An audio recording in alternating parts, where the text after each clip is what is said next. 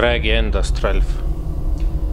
Tere, olen 19-aastane selline noor filmihuviline ja üks veebisaidi filmiveeb.ee haldajaid, kus meil on väga põhjalik andmebaas nii näitlejatest, lavastajatest, seriaalidest kui filmidest.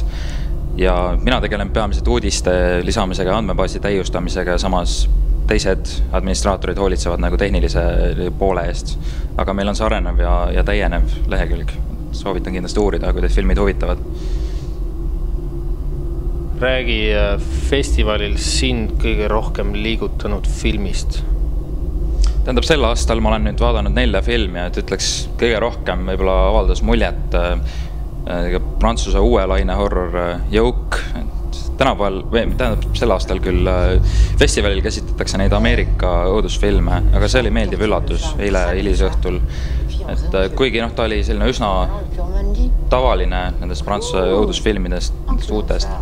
Inside näiteks oli ka hiljuti ja paljud inimesed vaatasid ja eks ta on siuke tavaline, suhteliselt üllatuste vaba, aga väga põnev ja siuke mõnusa huumoriga vürtsitatud.